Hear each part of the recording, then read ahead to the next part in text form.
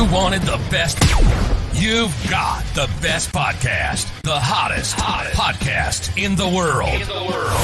The Chris Voss Show, the preeminent podcast with guests so smart you may experience serious brain bleed. The CEOs, authors, thought leaders, visionaries, and motivators.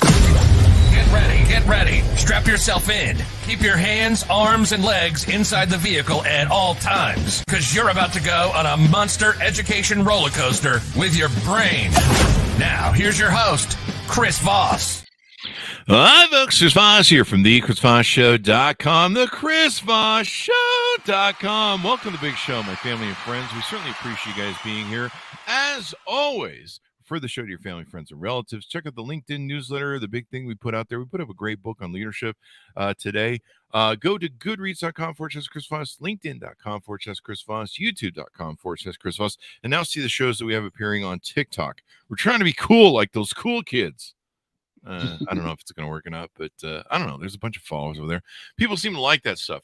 We have an amazing author and brilliant mind on the show. And, of course, it's not me. It's the wonderful guests we bring on the show, because that's why we have them. Somebody needs to be smart on the show. Valerie Maksym is on the show with us today. She has written the newest book, Maksymizing Life. And that's in her namesake. We'll get to that in a second. Turn self-doubt into self-confidence. She's joining us on the show. Her book came out October 11th, 2022. So many books got written during this era of COVID, and it's been just freaking amazing, all the different people we've been able to have on the show who've written smart stuff.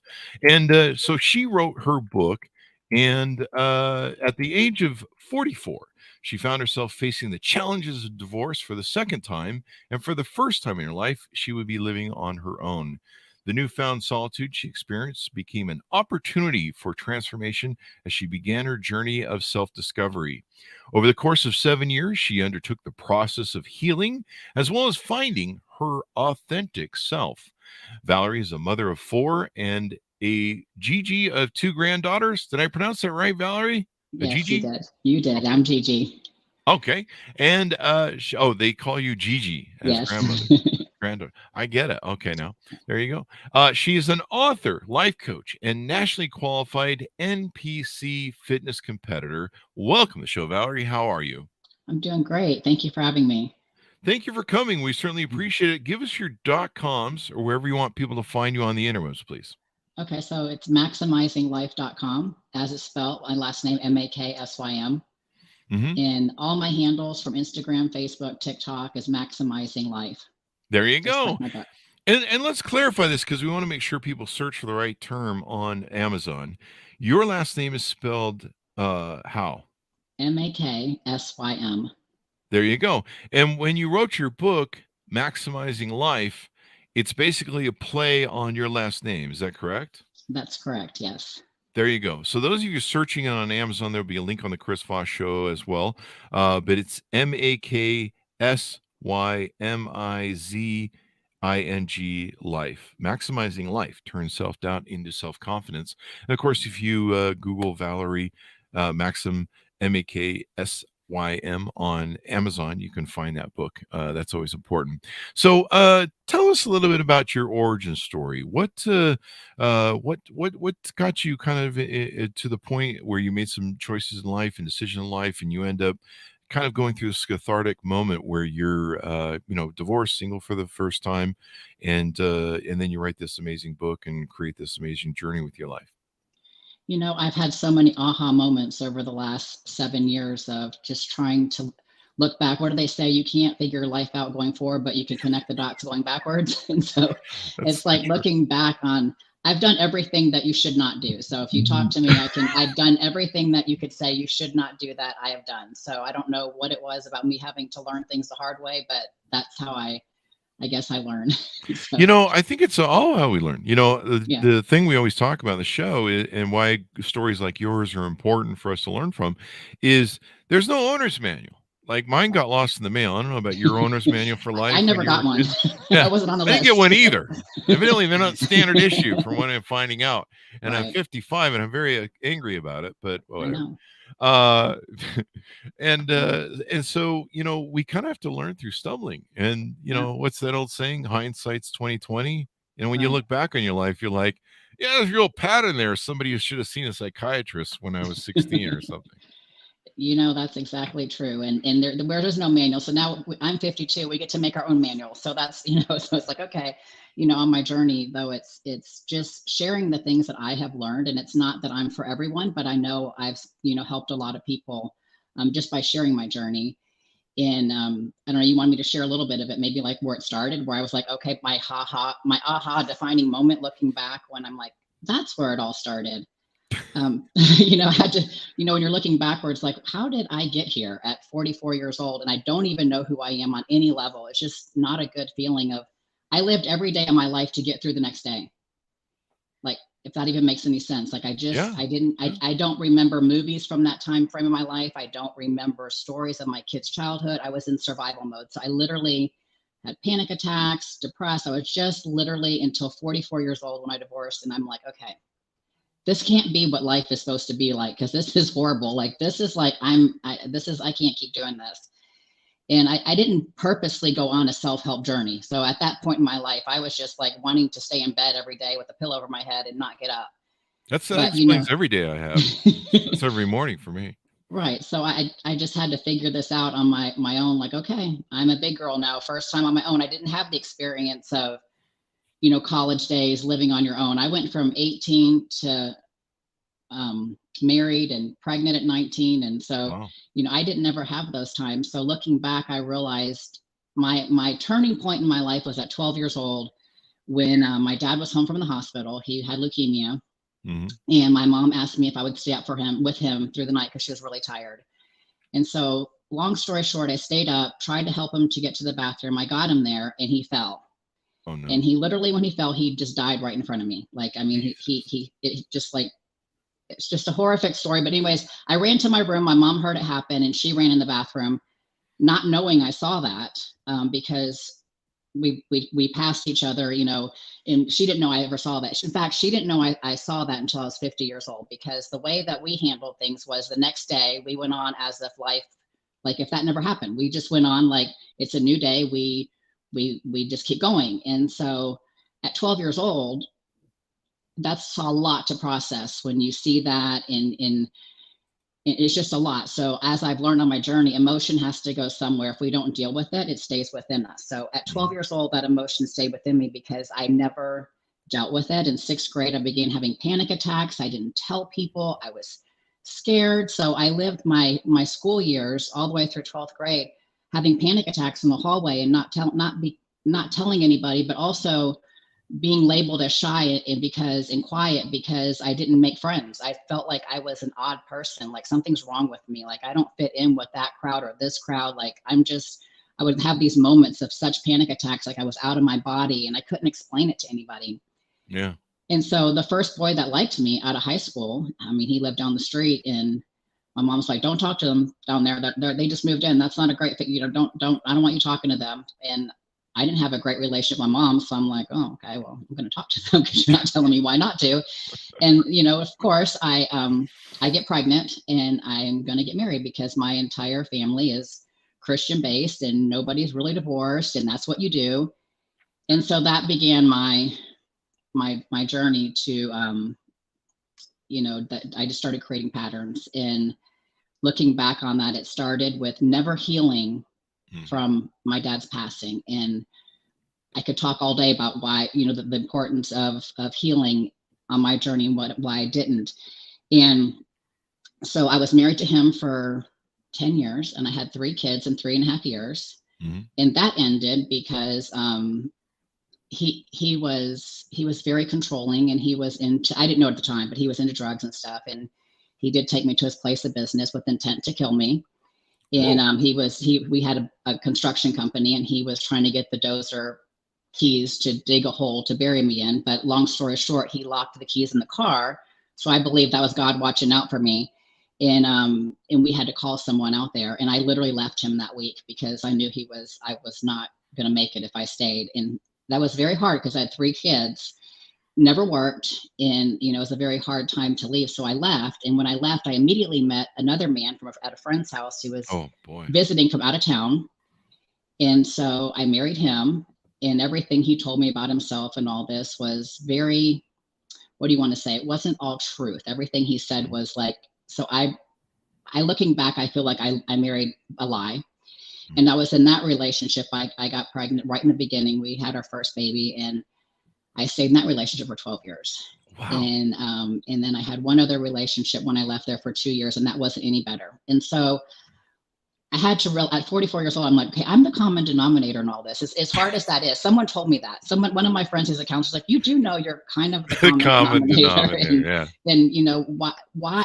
So my bigger question that I was angry at is not what happened to me. Not we could go on for hours about all the stuff I've been through, but why did I allow it? And why did I stay? And why was I okay? I mean, I had some of those relationships where they would cheat on me. And the second they'd cheat, I'd be like, well, where are we going to dinner? Let's go to a movie. Like I would literally act like what they just said to me. I was like, I just already forgave and was moving on. Wow. You know, and in the process of learning myself, I realized that's what I learned at 12 years old. When something traumatic happens, as of my dad passing, we put it under the rug. We go on the next day and we just act like, so now there's more emotions, right? Wow. Because I'm not dealing with my emotions. So now there's more storing inside of me, and I'm not healing, and I'm just living this life of not being authentic. You know, Yeah. I'm living a life of not being the true me. So obviously I'm not attracting the right opportunities, the right people in my life, the right friendships, just the right everything. I'm just basically flowing through life and just taking whatever comes my way. There's no boundaries, there's no self-love, there's no any of that. And so through this journey of maximizing life, when I wrote my book, I was like, oh my goodness, like all these aha moments. I mean, I guess everybody out there already knows these things, but nobody told me. Like I don't have that manual, you know. No, most of us don't discover it till we're 50, actually, if you look at studies. Yeah. And it's just like, wow, like I didn't even know, like I always thought self-love. I had a life coach, and I just always thought, because she's like, you really need to work on self-love. And I'm like, I love so big, I don't need any more love. Like that's how I perceived it. Like, I mean, I love so big, I give so big. I don't need self-love. So I dismissed that for like 4 years, because I just thought that was kind of, I don't know, self-love. And just for me, it was kind of a turn-off term. I don't know why. I was just really did not like hearing that term. It sounds selfish when people say it to me, and it just even the way though they I'm say a very it, narcissistic person. and you know, this self-love thing. But I will say, when I really did start, okay, what is this self-love thing? Maybe that's what I'm the missing piece here. I don't know. Like maybe so. Really started to try to figure out self-love, and in the process of figuring out that, and the way I figured it out was just figuring out who I am. Like taking the time to learn me. Like there's no right or wrong. I've lived my entire life doing what people told me to do, how they told me to do it, how to dress, how to walk, how to talk, how to act, how to eat, how to, you know. And you wake up at 44 years old and you're like, wait a minute, like I've just been programmed like I'm a robot, and I'm just been doing everything that I'm told. I don't like any of this. Yeah. You know? There's a famous line from Fight Club that I loved a long time ago. We buy shit to impress people that don't give a shit about us. And they don't care. Like I was buying BMWs and everything, big houses and whatever the hell it was to impress people. And people just didn't give a shit. Like the only person who really gave a shit about was me. And I'm like, why are you buying things to impress people? Falling back to some of your description, what's interesting to me is, you know, people say to me, you'll see people on Facebook, they'll be like, hey, if you go back and talk to your 12-year-old or 15-year-old or teenage self or high school, what would you tell yourself? And and my reply always kind of surprises people. I'm like, go see a therapist. And you know, we have so many authors like yourself that come on the show. I mean, it's endless, but this is how we learn the hard way sometimes. And hindsight's always 2020. But so many people, childhood traumas shape them. And it is such an impact of life. And I think it's important that we talk about these things, because we need to try and resolve them earlier and to get help with them. You know, for a daughter, a father in her life is the most important, especially in those teenage years where she's being shaped, guiding her to make good decisions for men, being an example of a good man to her, because women will usually choose or seek out the person their father is, or the qualities of them. And one thing I've learned in dating is finding out what a woman's relationship is with her father and what type of thing he set for her, and that Mhm. will shape her and the decisions she makes for men. And it sounds like, tell me if I'm wrong, but it sounds like you were kind of you didn't deal with the pain and get closure, but you were also trying to replace kind of almost a father figure in your life, and you were accepting just about any man who would come by. Oh Not yeah. almost. Is that a good analogy? That is so true. And like you said, they say in studies between 12 and 13, 14-year-olds old, that age, a girl gets her self-confidence as well from her Mhm. father. Yeah. And so, I didn't have any self-confidence. And then you lose at that age. That's why I was very angry at him for leaving. I took it, I was angry, and I just took Wow. it as he left. Not that he died. He left me at a time that Mhm. I needed him, and I was just very angry. And I know that doesn't even make sense, but when you're 12-year-old, a lot of things don't Yeah. make sense, right? So Yeah. that's You're just how 12. I took it. Yeah. And so, yeah, the only thing that I've always said, and I don't even really know where this comes from, but from that age on, I just was like, I just want to be loved by a man, Mhm. unconditionally Yep. loved. I just want to the person I marry to be married happily ever after for 50 some years, whatever. And, it's just going to be this fairy tale happiness. And I've already had 2 divorces, and it has been nothing but what I desire to have. Yeah. My counselor says I've never truly been loved by a man. And, so that's why I've worked on me in trying to get myself healthy. So I know my worth. I've been doing a lot of things on owning, there's a lot of studies on for women, like learning how to be the queen. What does that even mean, and how do Mhm. you act? And a king is looking for a queen. And back in the day, these women would groom to go before the king. Just Yeah. how they walked, how they talked, how they act. Just knowing your self-worth, knowing your value, knowing that you deserve. Maybe these things in our childhood happen, like these things. I'll never play victim to that. Yes, they happened. I've completely healed from all of it. I have no unforgiveness towards any part of my life or any person.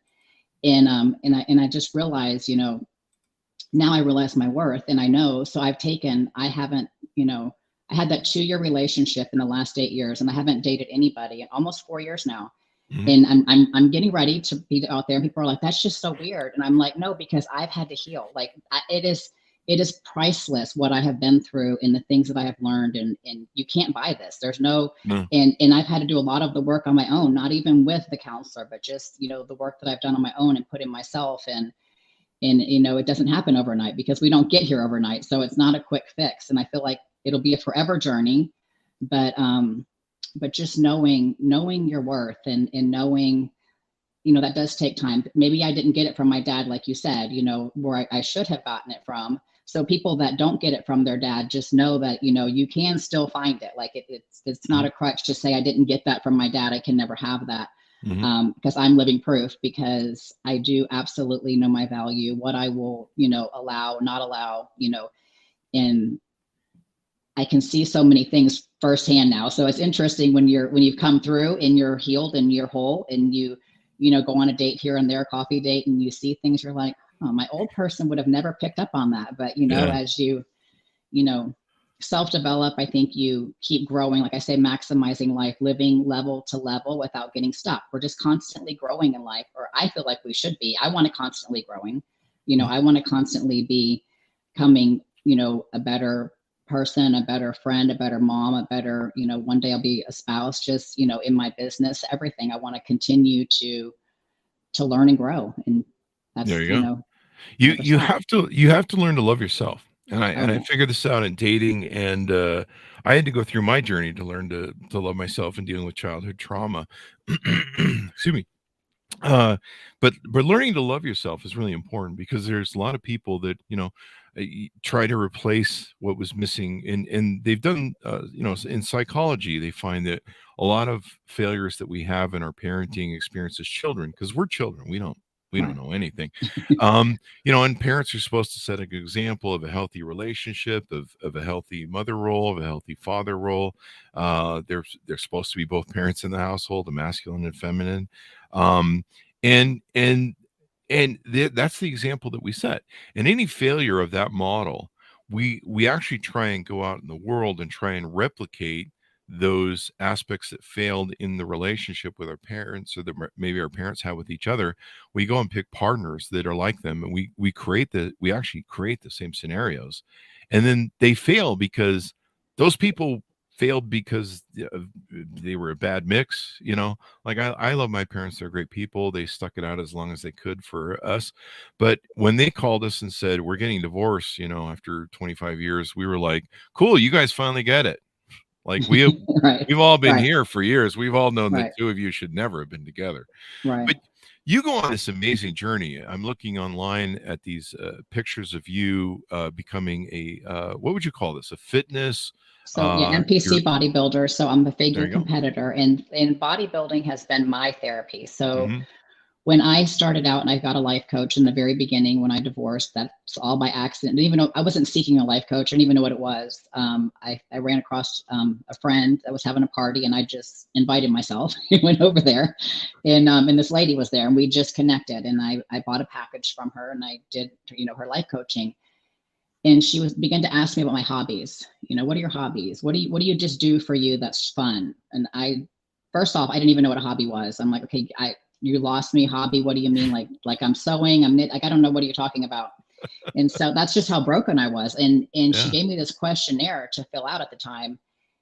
I couldn't even answer the questions on it. I just sat there and cried. I called her back. I said, I don't think your life coaching is for me. I think I'm a little like, I need more than this because I can't even answer your questions. That's just, that's just the place that I was, so broken in that place. But finding the hobby. So when I found my hobby, I went through the whole thing. I started running. I ran the Houston Marathon, and that wasn't for me. I did a one and done, like, okay, 26 miles, never stopping. I never had a runner's high. I'm like, I don't know what y'all are talking about on this runner's high. It didn't happen for me.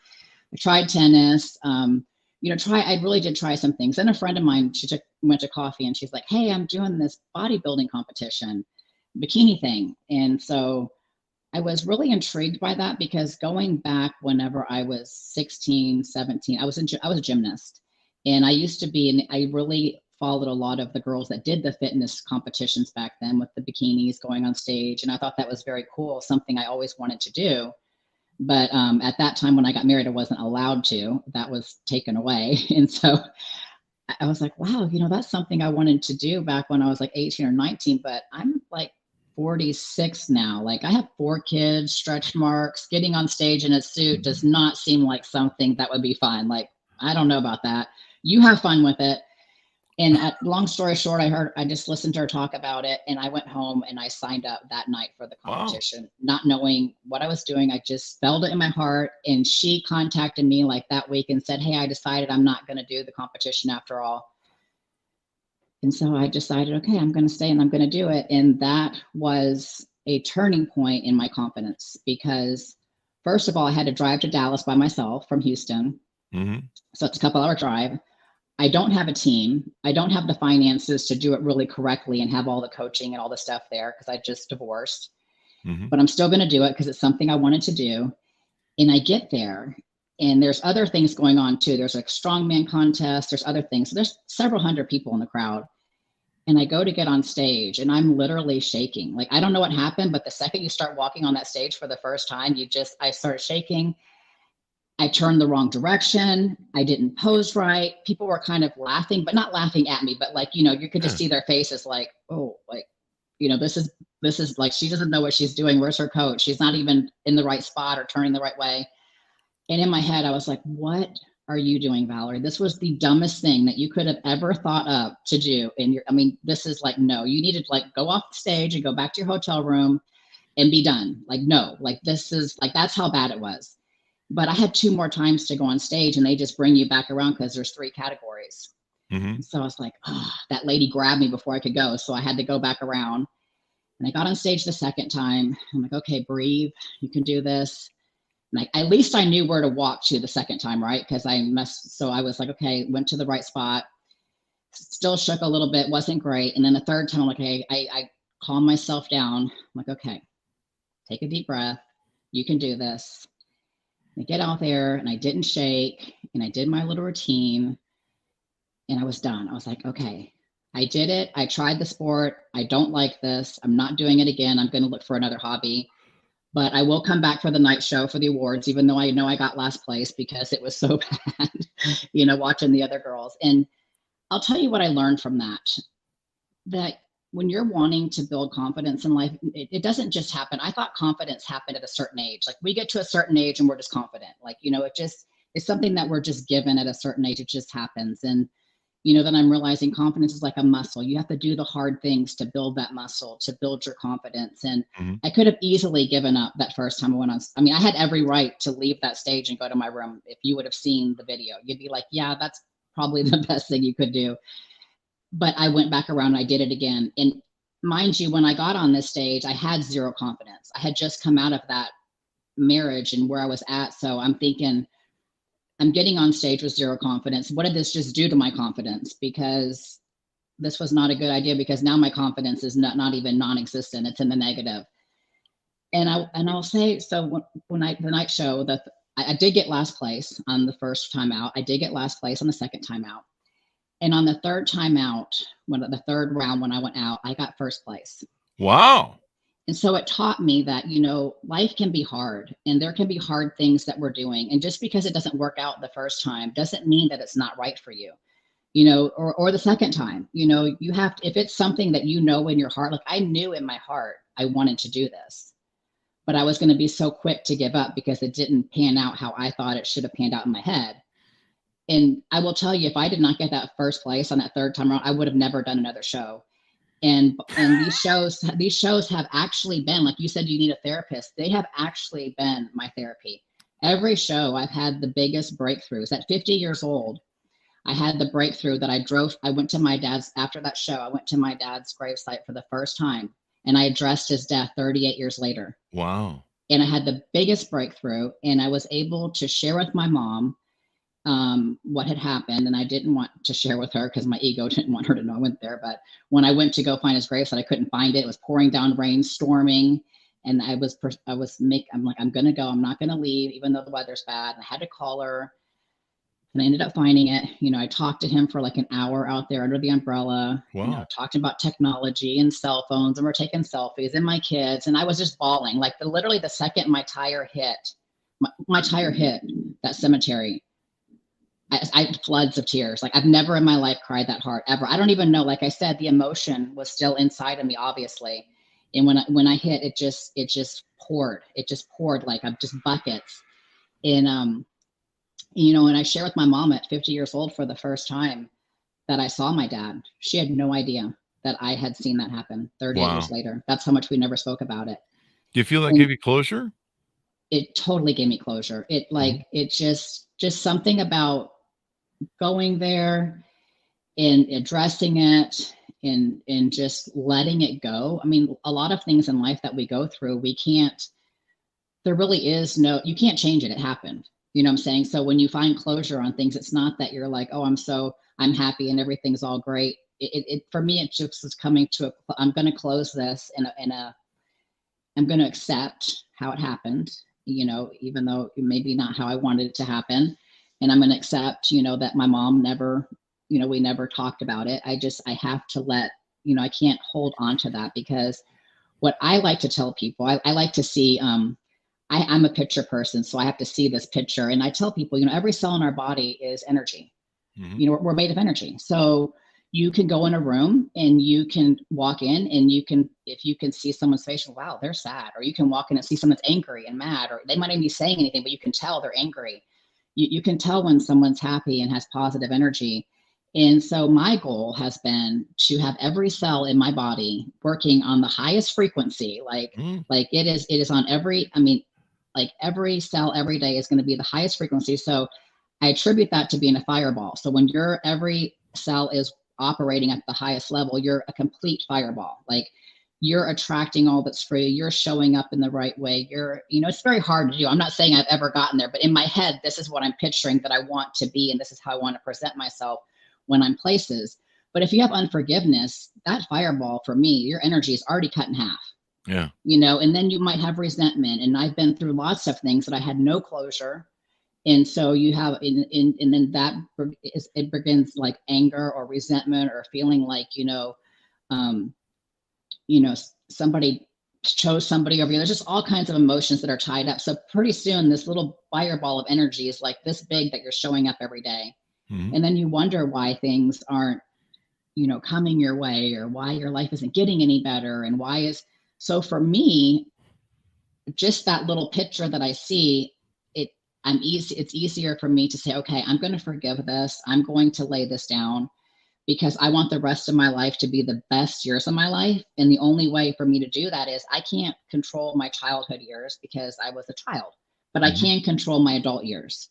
And so I will go through and I will, listen to the things I need to listen to. I will go to the seminars I feel like I want to go to. I will invest in myself. I will continue to put myself out there and share and do the hard things. And, and maybe I've, like not wanting to speak or whatever, I will do the hard things because that's what I'm called to do, whether I feel like I should or not. And I'm just going to do the things because I want that happiness that comes with. I have felt it. Like I had an aha moment, like maybe a year ago, maybe not even that long ago. I was like driving and I'm like, oh my gosh. Like I was like, I feel so loved and I feel so happy and I feel so at peace. Like, I'm not taking anything and I haven't had a drink and it's just the weirdest thing just to be naturally, for a girl who used to have panic attacks every day and feel depressed, to be like, okay, I didn't know this was possible. I was looking for this feeling from a man. I was looking for a man my whole life to give me this feeling. To replace your father.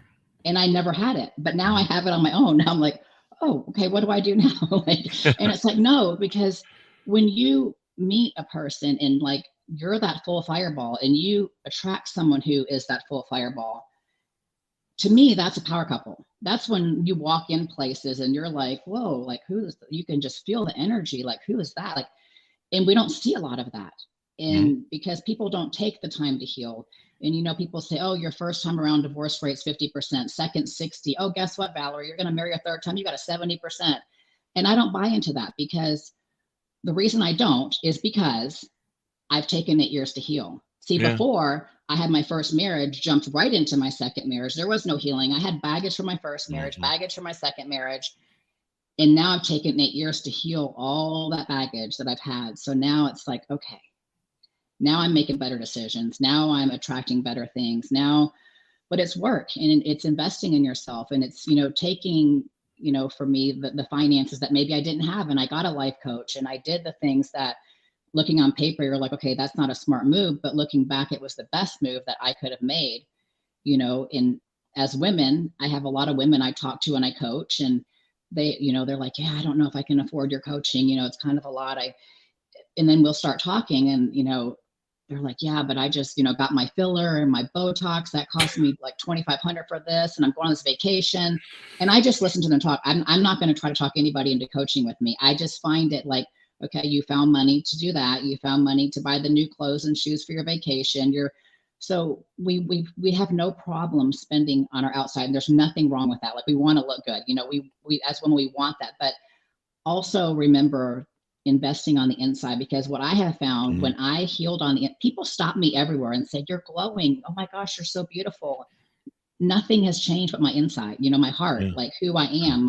I've healed and I'm authentically me. And, one of the things I teach people is unleash your inner superhero, become your authentic self, and don't don't put that down for anybody. Like, my whole life, I did what other people like. If I was dating somebody and they liked football, I'm going all out on football. We're going to all the football stuff. God bless you. But I do love football because women don't get football. I raised 2 boys, and I will tell you, my one son, he played football in high school, and I was the only mom in there watching film. Okay, I was in there watching film for him. So I did all the things for that. But I'm just saying, like, you'll get in these relationships or hunting, and there's nothing wrong with that. Like, but when I dated, it was like I would just find what these people liked, and that all of a sudden became me. And then I would look back and I'm like, I never showed them anything that I liked or what I wanted. Everything was all about them and in their world. So when you become your authentic self and you can unapologetically be you in a kind way, I'm not talking about, just being a jerk to people, but when you're authentically you and you just show up every day, your best version, I feel like the world could be a much better place if we could just all be authentically to who you're created to be. Like, I no longer compare myself to any other life coach or any other author or any other speaker, because if I tried to be you and I tried to take your story and I tried to share your insights, I would have no passion or no, because I would just be trying to go through textbook.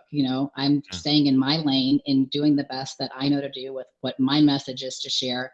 And my main message to share people is to be authentically yourself, because when you can get to that point that you're authentically you, you can find self-love. When you find self-love, you find your self-confidence. When you find your self-confidence, you find courage to do the hard things that you were scared to do, because now you have self-confidence, you have self-love. So if it doesn't work out right, you're not beating yourself up forever, because you're like, okay, you could take a moment to be upset, but then you get back on track faster because you know your value, your worth, and it's going to work out. So there you go.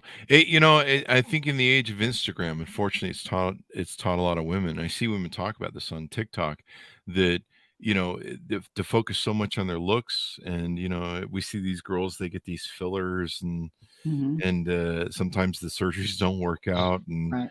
All sorts of weird stuff, and you're like, that girl is kind of more beautiful. There was a gal from, what was that show, The Hills? Was it called The Hills? And it had that couple. They ended up getting married, but she was really beautiful as a young lady, and she went and had like a full 12 procedure face plastic surgery done, and she ended up looking just horrible on average when she got done, Right. and she even regretted it.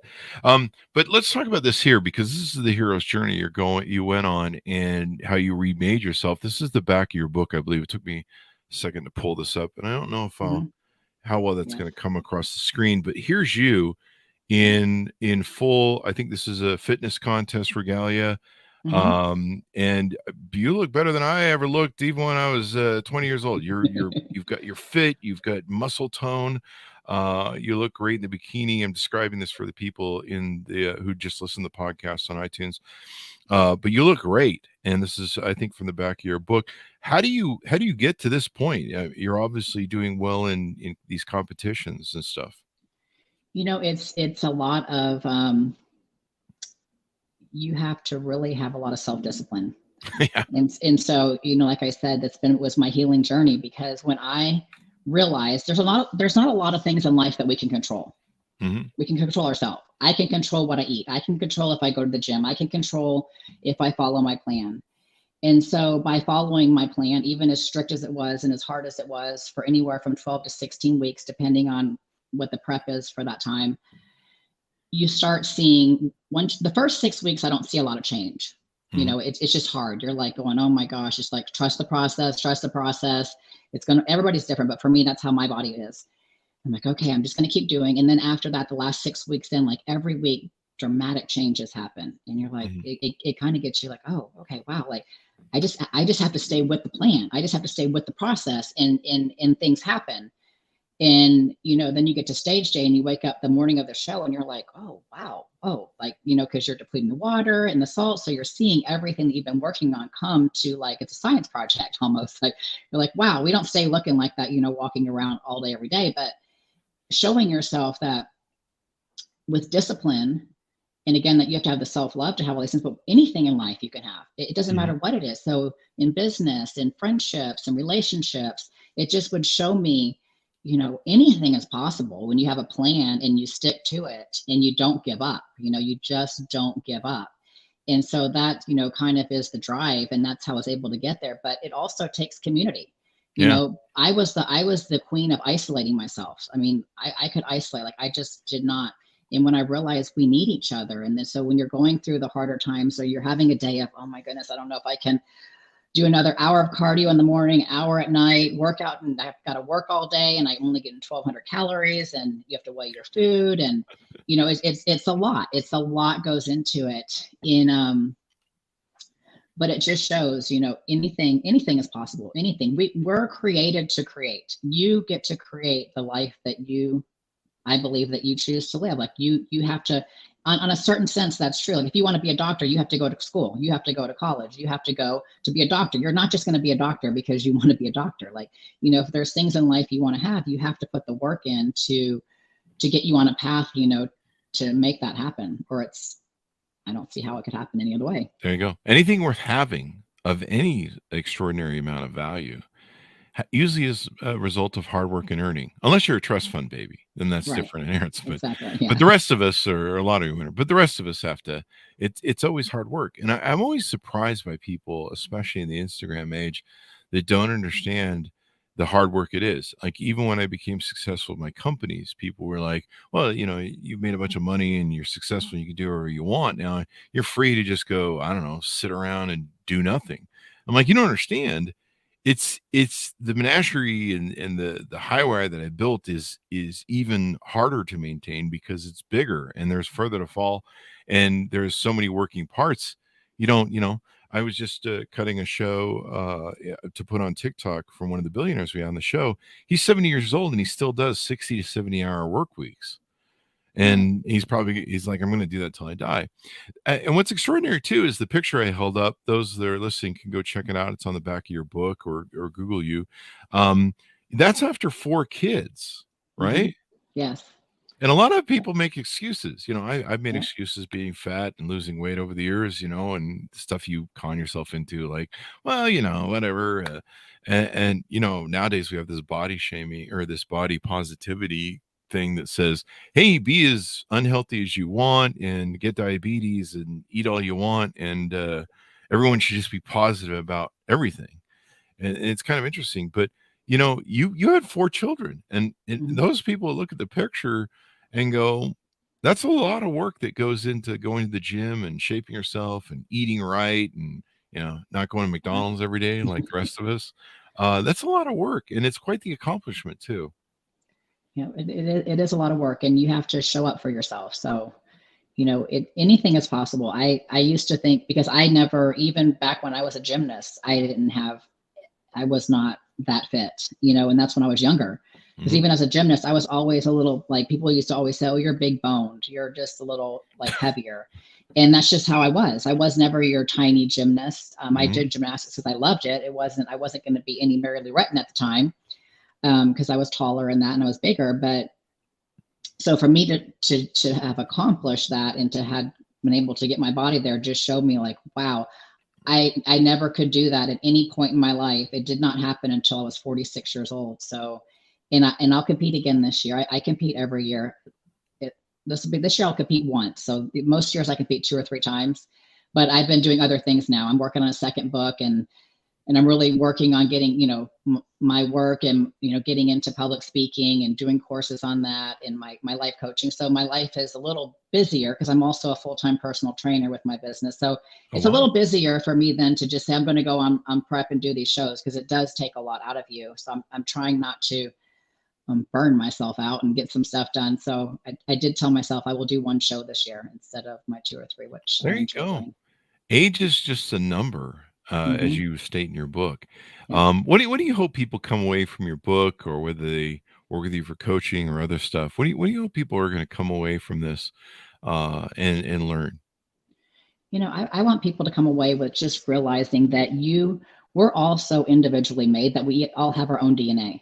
Mm-hmm. We're all so unique, but yet we want everybody to fit in this one for all pot, that we're all the same. And we're all authentic. We all have gifts and talents. And, there's things that people that are listening now, that they have talents that I don't have. Mm-hmm. And I have things that you don't have. So just getting to a place that you're like, okay, maybe I will take a time out and just try to figure out who I am. Like, one of the programs I wrote that I do on life coaching is called Who Am I?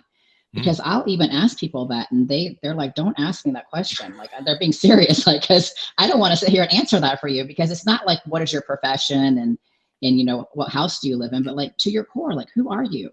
Like, what are your gifts? What are your talents? What do you wish you could be doing? Or, and so just finding a place that you're safe to be authentically you. And I've realized the people, I was never allowed to be authentically me, because I was never around the people that were my right people. When I've gotten around the people that are my right people, I am authentically me. And ever since I started this journey, the second I meet somebody, I'm me. Like, I don't put any, a lot of times people are like, oh, I got to warm up and get to know somebody. Nope, I'm just me. I'm showing up as me. This is who I am. because I want to find my people that are okay with me being me, and I'm okay with them being them. And again, if I take anything away, just think about that, your authentic self. Like, who are you to your core? Not what were you told. Like, as a child, I was told what church to go to, how to dress. I married someone, you got to dress like this way, you got to wear this, don't wear makeup, your hair, you know I was just been told, like, and then you just get to a place and you're like, wait, like, what do I want? What do I believe? What are my beliefs? What's my core values? What's my belief system? What, not because somebody told somebody for this generation, that generation, that we're just going to continue to just keep being these,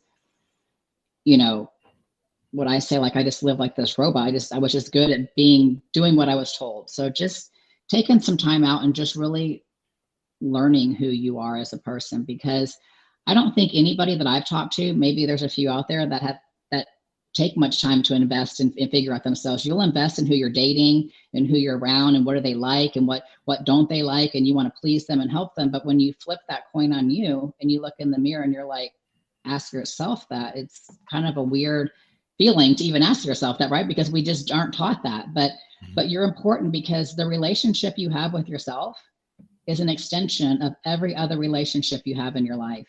It is. And so if you're not, like, to me, it's like, you would really, the more I learn that, the more excited I get to learn more about myself, because then I'm better to everybody else around me. And the relationships I build are true relationships. Like, they're solid because it's an extension of that I'm solid with myself. And so I just would say, just find who you are authentically, even if it's baby steps. And again, this has taken me 8 long years of literally daily doing it. It's not just tomorrow morning you're going to wake up and figure it out. It's a process.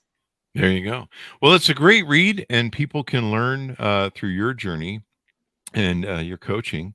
I mean, it's extraordinary what you've done with your life, especially. I mean, I hear a lot of people say, I have kids, I can't eat right, I can't get healthy, I can't, my body's never going to be the same.